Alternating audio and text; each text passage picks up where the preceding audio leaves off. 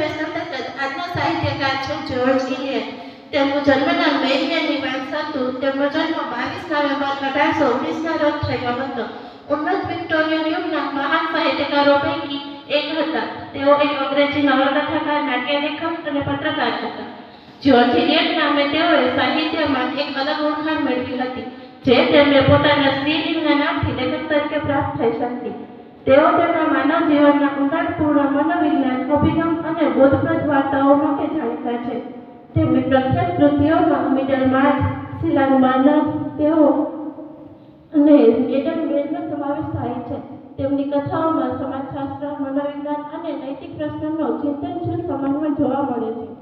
Marion ઇવાન્સે પત્રકાર તરીકે પણ નોંધપાત્ર કામ કર્યું હતું અને વેસ્ટમિન્સ્ટર રિવ્યુના સહ-સંપાદક તરીકે સેવા આપી હતી. તેમણે વિવેકશીલ વિચારધારા અને સમાજ સુધારણા માટે શૈક્ષણિક અને સાહિત્યિક પ્રેરણા પૂરી પાડી હતી. તેમના જીવનમાં લાગણીશીલ દ્રઢતાનું ઉદાહરણ પણ જોવા મળતો હતો, કારણ કે તેઓએ સમાજના પરંપરાગત ધોરણો સામે જઈને પોતાના જીવન માટે નવા માર્ગો પસંદ કર્યા હતા.